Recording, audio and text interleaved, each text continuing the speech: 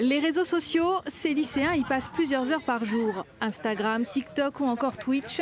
Beaucoup connaissaient donc le streamer Jean Pormanov, décédé dans la nuit du 17 au 18 août, dans son sommeil en direct. Je regardais souvent ses streams du coup, et le fait d'apprendre justement du jour au lendemain comme ça qu'il décède, justement ça m'a fait un choc.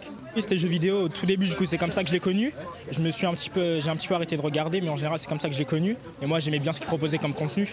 Je vais sur TikTok. Pourquoi tu le suivais? J'ai aimé ces vidéos qu'il faisait parce que c'était intéressant et ça me divertissait. Il jouait avec ses amis et il faisait des lives en même temps. C'est comme ça, c'est comment je l'ai connu. L'homme de 46 ans a été victime pendant plusieurs années de violences humiliantes, transformées en spectacle et diffusées en direct sous les yeux de milliers de téléspectateurs.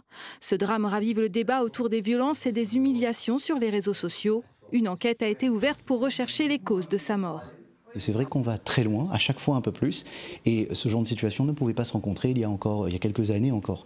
Et c'est vrai que là, et la preuve, c'est que des enquêtes se sont déclenchées juste après la mort de ce streamer.